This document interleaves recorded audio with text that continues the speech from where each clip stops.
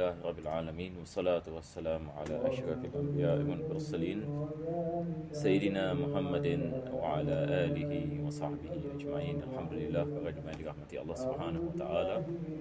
Kita akan meneruskan pengajian dalam kitab Fathul Karim. Dan kita telah sampai ini kepada fasal yang mana penulis ini membicarakan tentang hukum ahkam penyembelihan dan juga buruan. Maka minggu lepas kita telah membicarakan sikit sebanyak berkenaan dengan apa yang disebutkan. Jadi seperti biasa, insya-Allah kita melakukan sedikit dari merajaah atas apa yang kita membicarakan. Penulis beliau sedang membicarakan berkenaan dengan syarat-syarat yang dibagi halalnya penyembelihan. Jadi ada 4 perkara. Pertama sekali adalah apa yang dikenai sebagai hulqum. Kedua adalah al-mari, dan kita ada wadijan. Maka hulqum ini dia adalah bahagian tengkuk di sini, yang mana bahagian yang digunakan bagi pernafasan. Ini adalah hulqum. Al-mari di belakang sini, ini adalah bagi makanan dengan minuman. Ini urat yang membawa ini makanan dan minuman ke perut. Maka di dalam mazhab al-Imam Syafi'i, seperti mana kita menyebut pada pengajian yang lepas, bila kita sembelih ini binatang, apa yang diwajibkan adalah kita memotong hulqum dengan al-mari. Ini yang penulis ini mengatakan, hulqum dengan al-mari. Jadi kalau kita menyembelih binatang dan kita memotong dua bahagian ini, maka binatang itu menjadi halal. Tapi kalau sekiranya kita tidak memotongnya, ataupun kita hanya memotong hulqum ini sahaja, maka ia tidak menjadi halal. Berkenaan dengan wadijan, yang dia adalah urat yang berada yakni di belakang sedikit, yang membawa darah ini ke otak. Ini adalah wadijan. Disunatkan yakni kita memotongnya, tidak diwajibkan. Maka hulqum ini dengan mari hukumnya adalah wajib, manakala al-wadijan hukumnya adalah sunnah. Maka ini adalah khulasa apa yang disebutkan pada pengajian kita yang lepas. Jadi fasal ini membicarakan tentang bagaimana kita nak menentukan sama ada binatang itu yang disembelih dengan cara yang betul ataupun yang ini tidak. Jadi insya-Allah pada hari ini kita akan meneruskan daripada situ. Akhir sekali penulis mengatakan wala yusannu qat'u ma wara'il wadijain. Yani selepas itu juga dia membicarakan berkenaan dengan ma wara'il wadijain, yakni urat yang datang selepas ini al-wadijan. Adakah disunatkan? Tidak disunatkan. Disunatkan kita memotong ini wadijan, tetapi apa yang belakangnya daripada wadijan, maka ia tidak disunatkan. Sekarang penulis akan membicarakan tentang hukum ahkam buruan pula. Jadi sebelum kita masuk yang ini kepada bahagian ini, saya ingin menerangkan yang ini sesuatu bagi mereka yang mengikuti yang ini pengajian ini, insya-Allah taala. Penulis ini beliau pada awal bab ini menerangkan binatang ini yang disembelih, yang binatang yang dimaksudkan adalah binatang darat dia, sebab binatang laut ini semuanya halal seperti mana kita mengatakan, melainkan ada beberapa pengecualian. Tetapi berkenaan dengan binatang darat ini terbagi kepada dua bahagian. Bahagian yang pertama adalah binatang yang di dalam kekuasaan kita. Bahagian yang kedua binatang yang bukan dalam kekuasaan kita. Ini saya menggunakan bahasa yang mudah bagi kita semua faham, insya-Allah taala. Jadi sebelum ini kita membicarakan tentang hukum ahkam yang bersangkut paut dengan binatang yang di bawah kuasaan kita. Apakah ini dimaksudkan dengan binatang yang di bawah kuasaan kita? Yakni yang dimaksudkan adalah binatang yang mana kita dapat menyembelihnya, kita dapat menangkapnya, kita dapat menyembelihnya hidup. Ini yang dimaksudkan dengan binatang yang dibawa kekuasaan kita. Jadi kalau sekiranya kita ada seekor kambing yang misalan di dalam kandang, ini adalah misal dia dibawa kekuasaan kita, bersama juga dengan ayam di dalam geban, ini adalah dalam kuasaan kita. Begitu juga ini di dalam daerah kita sebagai misal. Tapi beza kalau kita mengatakan kambing yang berada di hutan, ini bukan dalam kekuasaan kita. Maksudnya kita bila masuk ini hutan, dia lari daripada kita. Ini memerlukan kepada buruan. Jadi penulis kitab Abu Syuja', ini asal al-Imam ini Abu Syuja', beliau kedepankan binatang-binatang yang di bawah kuasaan. Ini yang kita membicarakan, wajib kita memotong hulqum, wajib kita memotong mari, sebab yang ini dia dalam kekuasaan kita. Tetapi kita akan membicarakan selepas ini jenis ini yang kedua, iaitu binatang yang bukan dalam kekuasaan kita. Binatang ini yang bukan dalam ini kekuasaan kita. Jadi apakah ini maksudkan? Mungkin saya memberikan yang ini misal saya memberikan ini misal ini yang mudah. Seperti mana saya mengatakan tadi, berkenaan dengan binatang yang ini buruan. Binatang yang ini buruan. Misalnya ini kita masuk ini ke dalam hutan dan kita nak memburu binatang. Taib. Jadi apa kita melakukan adalah kita misalan zaman dahulu misalan menggunakan anak panah. Zaman sekarang ini misalan orang yang menggunakan peluru misalan tembak, ataupun menggunakan pisau sebagai misal dan dicampak dan sebagainya. Jadi bagaimana kita nak menentukan sama ada binatang itu halal ke tidak halal? Kalau sekiranya kita melakukan buruan dan dia mati daripada buruan, bila kita sampai ini kepadanya dia sudah mati, adakah binatang seperti ini halal kita memakannya, ataupun yang ini tidak halal yang kita memakannya, ataupun ada syarat-syarat yang baginya? Dan bagaimana kalau sekiranya kita menggunakan anjing ini sebagai misal, anjing buruan ataupun helang, binatang-binatang yang digunakan ini untuk memburu binatang yang lain sebagai misal, adakah halal yang binatang itu dimakan kalau sekiranya ia digigit ini anjing buruan? Maka ini semua akan disebutkan ini oleh yang ini penulis. Jadi beliau memulakan dengan mengatakan wa yajuzu. Beliau mengatakan wa yajuzu ay yahilul istiyad ay aklul musadi bi kulli jarihatin muallamatin minas siba'. Jadi beliau mengatakan di halal yang kita melakukan istiyad. Istiyad ini di sini maksudnya buruan. Halal yang kita melakukan buruan dan memakan binatang buruan itu dengan kita memburu bi kulli jarihatin muallamatin minas siba'. Kita menggunakan binatang-binatang yang jariha, yang maksudnya yang boleh menyebabkan luka kepada binatang yang lain. Boleh menyebabkan luka bagi binatang yang lain. Sebagai misal, kita ada anjing ini sebagai misal. Begitu juga ini dengan helang. Begitu juga dengan binatang buas ini yang lain. Dia boleh melakukan luka yang ini kepada binatang yang buruan sebagai misal. Maka ini dikenali sebagai jariha, yakni sesuatu yang boleh melukakan. Muallama minas siba', yang diajari untuk melakukan buruan. Ada binatang-binatang yang mana kita boleh mengajar ini binatang-binatang ini untuk melakukan yang ini buruan. Ini yang dimaksudkan dengan muallamah. Yani Allah Subhanahu wa taala dalam Al-Quran Karim menyebut ini tentang ini anjing ini buruan, berkenaan yang ini dengan halal buruan yang dimakan ini oleh anjing yang ini buruan. Ini adalah daripada misal. Jadi beliau mengatakan muallamatin minas siba'. Siba' ini adalah daripada binatang yang buas. Maka dibolehkan kita menggunakan binatang-binatang yang buas ini yang boleh menyebabkan luka kepada binatang yang lain sebagai buruan. Ini dihalalkan di dalam Islam. Maka wa fi ba'd nusakh beliau mengatakan di dalam manuskrip yang lain min siba'il bahaim, yakni binatang-binatang buas yang ini bagi yakni menangkap al-bahaim, yakni binatang-binatang yang dimakan. Kal fahdi wan namir, dia memberikan misal seperti al-fahad wan namir. Al-fahad ini adalah misal apa kita mengatakan leopard ya. An-namir ini harimau, wal kalb dan anjing. Jadi binatang-binatang ini boleh dilakukan ini training, yang mana mereka boleh dijadikan ini sebagai buruan. Wa min jawarihi at-tayr, begitu juga dengan jenis burung-burung ini yang lain.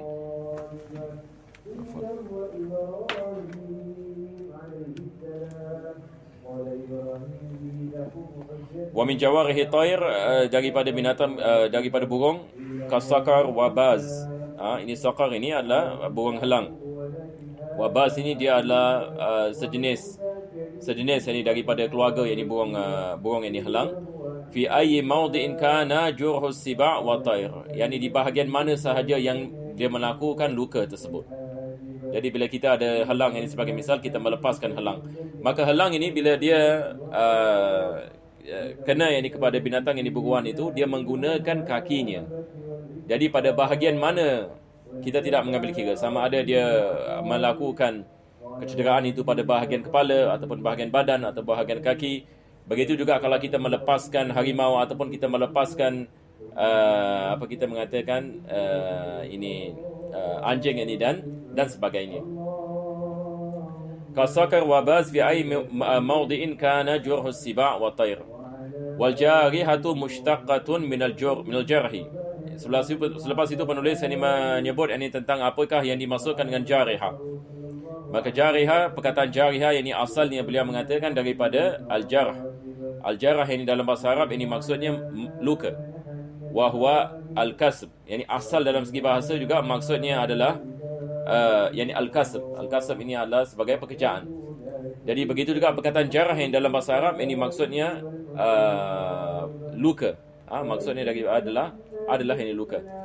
Kita biasa ini kita ada juruh ini, misalnya Allah SWT mengatakan wal juruhul qisas. Berkenaan dengan hukum yang dihakam qisas juga ini dikenakan bagi kecederaan.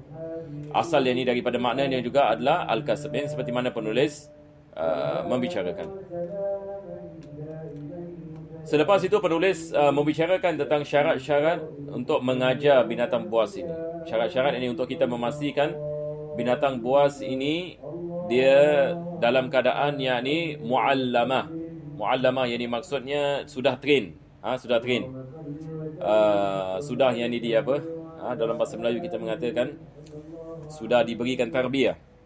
Sudah diberikan tarbiyah ataupun sudah diajari untuk melakukan buruan. Sebab kita tidak boleh mengambil mana-mana anjing yang misalnya ini kat tepi jalan sebagainya dan kita lepaskan dia. Lepas itu dia gigit di binatang, kita mengatakan halal dimakannya. Dia tidak begitu. Dia mesti muallamah. Jadi perkataan di sini adalah muallamah.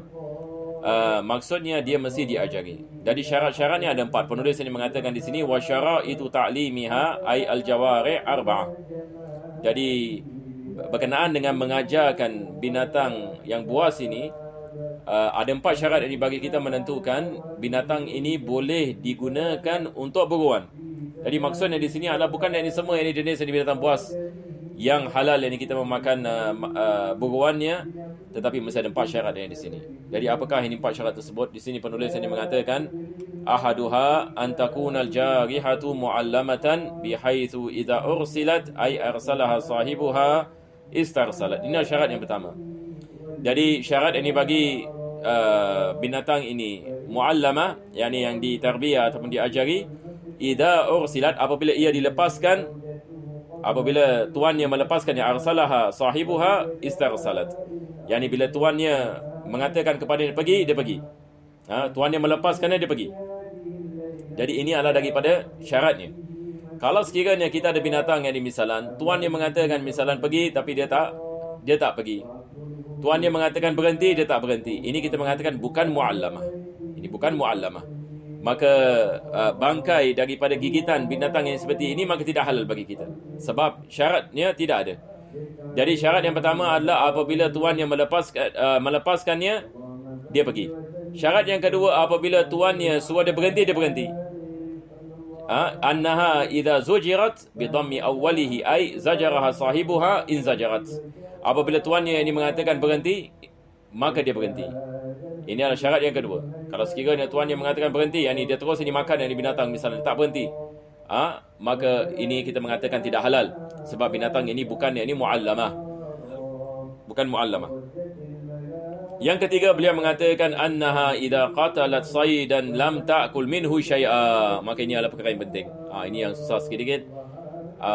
Binatang yang buruan ini, apabila ia dilepaskan ini untuk menangkap ini buruan, dia tidak boleh memakan daripada buruan yang ditangkap. Dia tidak boleh memakan daripada buruan yang ditangkap. Kalau sekiranya dia memakan ini buruan yang dia tangkap, ini bukan muallamah. Jadi syarat yang ketiga mengatakan syaratnya adalah dia tidak makan daripada binatang buruan yang dia tangkap.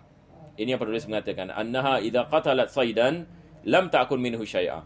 Dia tidak ini makan yakni daripada binatang buruan tersebut. Jadi maksudnya jenis yang binatang yang dilepaskan ini, dia adalah jenis yang mengetahui apa yang dikehendaki oleh tuannya. Tuannya suruh pergi, dia faham bahawasanya maksud tuannya adalah untuk menangkap ini binatang buruan itu, bukan ini untuk memakan ini binatang, bukan untuk memakan ini binatang buruan itu. Jadi biasanya di dalam training ini binatang-binatang seperti ini, tuannya akan kasih makan dahulu sebelum tuan melepaskan. Jadi biasanya tuannya akan membawa makanan Selepas itu tuannya apabila melepaskannya, selepas itu tuannya akan memberikan makanan kepadanya. Jadi binatang ini tahu kalau sekiranya dia pergi mengikut ini kepada tuannya, dia akan dapat hadiah. Dia akan dapat hadiah. Maka dia akan melakukan apa yang dilakukan oleh tuannya. Maka dia tidak akan makan binatang yang diburuan itu. Sebab ini dia mengetahui yang tuannya akan memberikan makanan ini kepadanya, tugasnya hanya untuk menangkap sahaja ataupun untuk menggigit ini sahaja. Ini adalah daripada jenis training yang diberikan ini kepada binatang-binatang ini seperti binatang-binatang seperti ini. Kita lihat ini misalan zaman sekarang, pihak polis misalan mereka menggunakan anjing. Mereka menggunakan anjing ini untuk bau dadah, untuk bau dadah. Jadi daripada cara ini apa mereka melakukan? Mereka menggunakan makanan. Yang ini maksudnya kalau anjing itu dapat membau dadah, maka tuan akan memberikan makanan. Jadi anjing ini dia akan semangat untuk mencari. Jadi bila dia lapar, dia tahu kalau dia dapat jumpa dadah, tuannya akan memberikan makanan. Kalau dia dapat jumpa yang dadah, tuan akan memberikan makanan. Jadi bila tuan lepaskannya, dia tahu apa yang dikehendaki oleh tuan. Sebab ini dia nak ini makanan itu, maka dia akan melakukan apa yang tuannya menyuruhnya untuk dia melakukan. Jadi syarat yang ketiga adalah binatang itu tidak makan daripada binatang buruan. Yang keempat, penulis mengatakan warabi'u an yatakarrara dzalika minha. Jadi dia mesti selalu dalam keadaan sedemikian. Yang ini maksudnya apabila dia lepaskan, dia pergi. Apabila disuruh berhenti, dia berhenti. Dan dia tidak makan apabila kita ini besar kemungkinan binatang ini, alhamdulillah, yang ini dia sudah menjadi mu'allamah, maka ia sudah mencukupi. Bal al-marji'u fihi li ahli al-khibrati bitiba'il jawarih. Jadi dia balik ini kepada orang yang ahli dalam melihat ini kepada binatang-binatang yang buruan ini. Ya, jadi zaman sekarang ini misalan di tempat di Mongolia misalan, di tempat-tempat yang mana manusia masih menggunakan binatang yang diburuan ini, mereka mengetahui. Ikut ini kepada experience mereka lebih mengetahui sama ada anjing ini misalan boleh kita menggunakan sebagai buruan ataupun tak boleh. Sama ada helang ini misalan dia dah confirm ini oleh dia punya tuan, ini misalan dia boleh digunakan sebagai binatang buruan ataupun tak boleh dan sebagainya. Ini semua balik ini kepada ahli khibrah. Ini yang penulis ini mengatakan li ahli khibrah. Khibrah di sini maksudnya orang yang ada experience dalam perkara-perkara seperti ini, dalam keadaan ini al-jawarih, binatang-binatang yang buas ini. Selepas itu penulis mengatakan fa'in udimat minha ihda syara'id lam yahil. Kalau sekiranya salah satu daripada syarat itu tidak wujud, maka tidak halal apa yang digigit oleh anjing tersebut. Ini misalan kalau binatang buas itu salah satu daripada syarat ini tidak wujud dan kita lepaskan dia ini sebagai misal dan dia gigit daripada binatang buruan dan binatang buruan itu mati, maka tidak menjadi halal. Apa sebabnya? Sebab ini salah satu daripada syarat itu tidak wujud. Sebagai misal, yang ini kita belum lagi melakukan apa-apa training ini kepada anjing ini. Anjing ini dia kejar binatang yang diburu ini sebab dia lapar dan dia makan daripada binatang buruan itu. Ini kita mengatakan tidak halal. Binatang yang bangkai itu tidak halal ini dimakan sebab ia dibunuh ini oleh binatang yang bukan ini mu'allamah. Jadi kalau salah satu daripada syarat itu tidak wujud, maka ia tidak menjadi halal. Illa ayyudrika ma akhazathul jarihatu hayya. Melainkan kalau binatang buas yang dilepaskan itu, dia apabila menggigit ini binatang yang diburu itu, binatang itu masih hidup. Jadi maka kita datang kepada binatang itu dan kita sembelih. Maka itulah perkara yang berbeza. Tapi kalau sekiranya dia gigit dari binatang itu sehingga binatang yang diburu itu mati, binatang yang diburu yang mati itu menjadi bangkai dan tidak halal. Sebab salah satu daripada syarat itu tidak wujud. Melainkan kalau sekiranya dia belum lagi mati, yang dia masih hidup. Sebagai misal, kita lihat ini seekor anjing yang ini misalan, ataupun singa yang ini misalan, dia gigit ini misalan kambing. Digigit kambing. Lepas itu singa itu lari misalan. Kambing itu masih hidup. Maka kita pergi kepada kambing itu dan kita sembelih kambing itu. Adakah halal ini kambing itu dimakan? Naam. Ya. Halal ini dimakan. Apa sebabnya? Walaupun ia digigit ini oleh singa yang bukan ini mu'allamah, yang berada yang di wild ini misalan, akan tetapi apabila kita sampai kepada kambing itu masih hidup dan kita melakukan penyembelihan, maka ini balik ini kepada binatang yang di bawah kuasaan kita. Apabila kita menyembelihnya ikut ini kepada syarat-syarat ini penyembelihan, maka binatang itu menjadi halal ini bagi kita untuk kita memakannya. Jadi ini yang penulis ini mengatakan di sini, illa an yudrika ma akhazatul jarihatu hayyan, melainkan kalau sekiranya binatang yang melakukan buruan ini, yang bukan muallamah ini, dia gigit daripada binatang yang diburu, dan binatang yang diburu itu masih hidup lagi, fayudzakka, maka disembelih binatang yang diburu itu sebab dia masih hidup. Fayahilu hina idzin, maka baru kita mengatakan binatang yang diburu itu menjadi halal baginya untuk dia memakannya. Jadi saya harap ini insya-Allah bagi mereka yang mengikuti yakni boleh kita faham ini perkara ini. Jadi sekarang ini kita sekali lagi kita membezakan di antara binatang yang di bawah kuasaan kita dan binatang yang bukan di bawah kuasaan kita. Binatang yang bukan di bawah kuasaan kita, kalau kita menggunakan binatang buas untuk melakukan buruan seperti anjing buruan, halang buruan, dia masih muallamah, 4 syarat. Balik kepada 4 syarat. Pertama sekali, apabila kita melepaskan dia, dia pergi. Kita suruh dia berhenti, dia berhenti. Dia tidak. Yang ketiga, dia tidak makan daripada binatang yang diburu. Yang keempat, diulangi perkara ini sehingga sampai yakni kepada keyakinan ataupun zon, sampai kepada besar ini kemungkinan yang binatang ini boleh dipercayai, yang kita telah melihat yakni apa yang dilakukan dan ahli khibrah mengatakan ini adalah binatang yang muallamah, maka baru kita mengatakan halal yang dimakan binatang yang diburu kalau ia mati. Belum sempat kita sampai ini kepadanya. Kalau sekiranya dia bukan muallamah, maka binatang itu menjadi bangkai. Itu bezanya. Dan juga daripada syarat ini, syarat benda-benda halal juga adalah bila kita melepaskannya, kita membaca bismillahirrahmanirrahim. Kalau sekiranya binatang yang diburu itu mati, maka halal dimakan. Tapi kalau sekiranya kita sampai kepada binatang yang diburu itu belum lagi mati, maka wajib kita menyembelihnya. Kalau sekiranya kita tidak menyembelihnya dan kita melambatkannya sehingga binatang itu mati, maka ia dah dibangkai. Walaupun yang mencederakannya adalah binatang yang muallamah. Yang muallamah. Selepas itu penulis ini mengatakan summa zakaral musannifu alat az-zabahi fi qawlihi wa tajuzu zakatu bi kulli ma ay bi kulli muhaddadin. Selepas itu penulis ini membicarakan ini tentang alatuz zabah, yakni maksudnya bila kita nak melakukan penyembelihan, apakah yang syarat ini bagi benda yang kita menggunakan untuk menyembelih. Maka pertama sekali beliau mengatakan wa tajuzu zakatu bi kulli ma ay bi kulli muhaddadin. Dibolehkan kita melakukan penyembelihan bagi tiap-tiap benda yang tajam.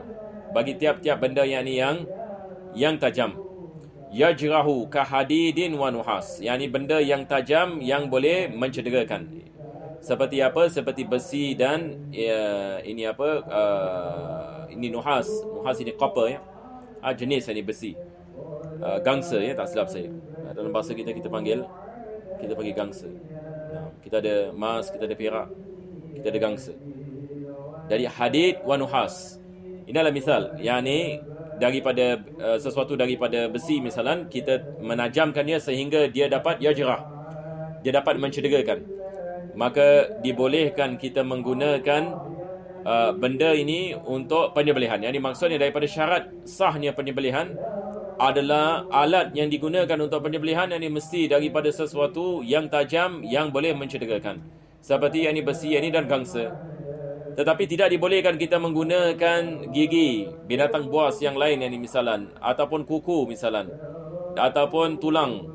Ini yang tidak dibolehkan, yang berdasarkan dengan hadis. Maka penulis ini mengatakan wala tajuzu tazkiyatu biha. Tidak dibolehkan kita menggunakan gigi, tidak dibolehkan kita menggunakan apa kita mengatakan gigi, kuku dan juga tulang. Kalau sekiranya kita menggunakannya, maka ia tidak ini menjadi sah. Selepas itu penulis ini membicarakan tentang bagaimana kita nak menentukan sama ada binatang itu halal, juga yang balik ini kepada siapa yang menyembelihkannya. Jadi beliau membicarakan ini tentang syarat-syarat yang sah ini penyembelihan, mengambil ini i'tibar kepada orang yang melakukan penyembelihan. Baik, ini mungkin kita teruskan lagi sedikit. Penulis ini mengatakan wa tahillu zakatu kulli muslimin. Halal ini binatang kalau sekiranya ia disembelih oleh tiap-tiap orang Islam, balighin aw mumayyizin yutiqu dhabha. Orang muslim yang baligh ataupun mumayyiz, budak kecil misalnya, mumayyiz yang mampu melakukan penyembelihan, maka penyembelihan itu menjadi sah. Jadi kita dalam mazhab Al-Imam Syafi'i, itu syaratnya. Yang penting adalah dia mesti Muslim. Dia mesti Muslim. Berkenaan dengan melafazkan Bismillahirrahmanirrahim dan zikir-zikir yang lain, ini adalah sunnah. Berbeza dengan mazhab Hanafi, mereka mewajibkan basmalah. Mereka mewajibkan ini zikrullah apabila yang ini melakukan penyembelihan. Wa zakatu kulli kitabiyyin yahudiyin atau nasrani. Begitu juga halal ini bagi penyembelihan kitabi, Yahudi dan juga Nasrani. Dan berkenaan dengan ahlul kitab, definisinya kita telah membicarakan dalam bab pernikahan, iaitu ahlul kitab yakni yang zuriatnya ini kembali ini kepada mereka-mereka yang beriman kepada asal ajaran dari Nabi Musa AS dengan Nabi Isa AS, yakni keturunannya kembali ini kepada mereka-mereka yang beriman kepada pelajaran asal Nabi Musa AS ataupun Nabi Isa AS sebelum berlakunya tahrif, sebelum ini berlakunya penukaran ini agama. Maka ini yang kita maksudkan dengan ahlul kitab. Jadi kalau sekiranya mereka melakukan penyembelihan, maka penyembelihan itu adalah halal yakni bagi kita. Kebanyakan yakni orang Nasrani zaman sekarang bukan ahlul kitab, akan tetapi orang Yahudi mereka adalah ahlul kitab. Mereka adalah ahlul kitab. Sebab ini orang Yahudi ini dia menjaga yakni nasabnya, berbeza dengan orang Nasrani. Dan kebanyakan yakni orang Nasrani hari ini dia adalah Nasrani yang orang yang asalnya bukan Nasrani masuk ini ke dalam agama Nasrani. Berkenaan dengan ahlul kitab di kalangan Nasrani, kebanyakan daripada mereka berada di temu tengah.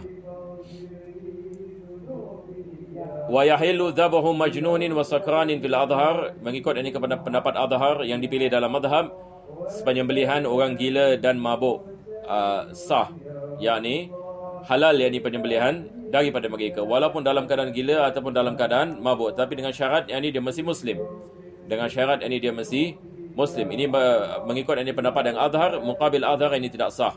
Muqabil azhar tidak sah ini penyembelihan mereka. Wa tukrahu zakatul a'ma, makruh penyembelihan orang yang buta. Makruh penyembelihan orang yang buta. Sebab ini ditakuti salah satu daripada syarat penyembelihan ini tidak ada, sebab ini dia tidak lihat.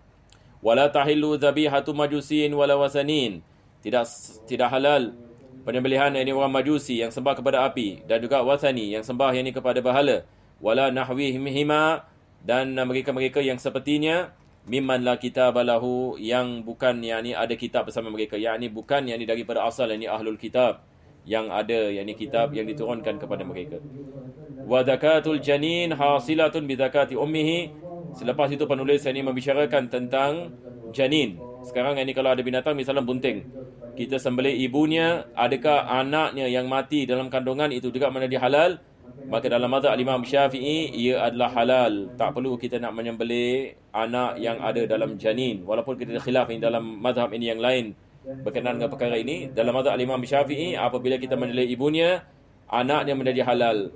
Tapi ada syaratnya. Penulis mengatakan wa zakatul janin hasilatun min zakati ummihi fala yahtaju li tazkiyati hada, maka tidak diperlukan untuk kita nak menyembelih anaknya in wujida maitan, kalau sekiranya apabila ibunya disembelih anak mati dalam kandungan. Kalau anaknya mati dalam kandungan, yakni ialah halal.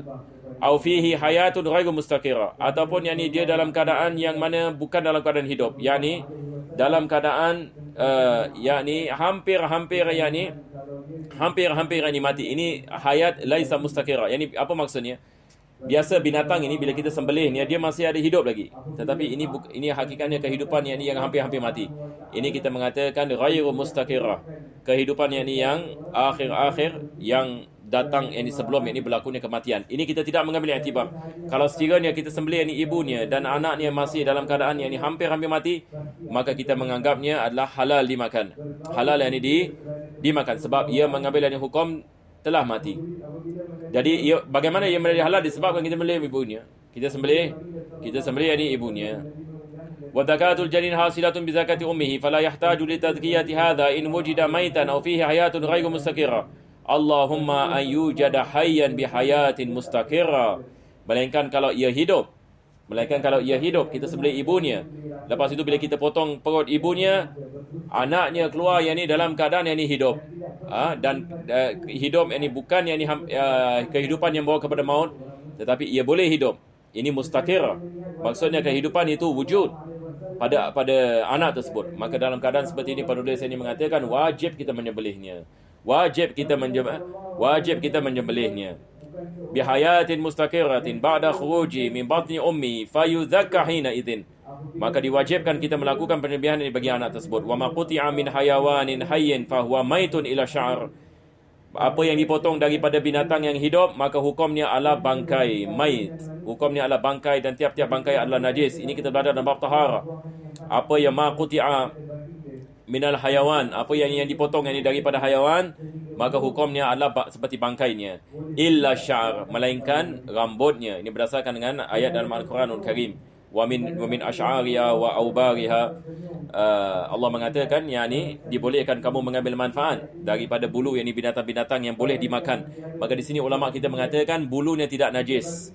Bulunya tidak najis. Maksudnya kalau kita memotong yakni bulu binatang seperti kambing yakni misalan, yakni kita memotong yakni bulunya semasa kambing itu masih hidup, ini bukan najis. Ini bukan najis. Tetapi kalau sekiranya kita memotong daripada dagingnya, maka ini adalah bangkai. Kalau binatang itu masih hidup. Ai al-maqtu min hayawan ma'kul. Ini kita membicarakan hayawan ma'kul, yakni binatang-binatang yang dimakan. Jadi bagi binatang yang dimakan, rambutnya ini tidak najis. Wa fi ba'd nusakh dalam manuskrip yang lain illa syu'ur. Yani beza dalam segi lafaz sya'ar dengan syu'ur. Syu'ur ini jamak ini bagi sya'ar. Al-muntafa'a biha fil mafarisi wal malabisi wa ghairihima. Yani bulu yang diambil yang manfaat daripadanya untuk mafarish. Yani mafarish ini seperti tika-tika, wal malabis, pakaian dan selain daripada itu. Maka hukumnya adalah suci walaupun ia diambil daripada binatang yang masih hidup. Jadi insya-Allah pada minggu yang akan datang kita akan meneruskan penulis akan membicarakan tentang hukum makan makanan pula. Makanan-makanan yang halal. Bagaimana kita nak menentukan makanan itu halal ataupun tidak halal. Wallahu a'lam bissawab. Wa sallallahu ala sayyidina Muhammadin wa ala alihi wa sahbihi wasallam. Alhamdulillahirabbil alamin. Yang beranggapan jika baginda datang di waktu malam, maka manusia bagaikan berada di waktu siang. Sallallahu alaihi wasallam, kerana pancaran nurnya cahaya di baginda sallallahu alaihi wasallam. Baginda sallallahu alaihi wasallam adalah lebih cepat dan pantas daripada angin yang bertiup bebas. Untuk berbuat kebaikan lebih cepat daripada angin. Baginda sallallahu alaihi wasallam juga sentiasa berlemah lembut dan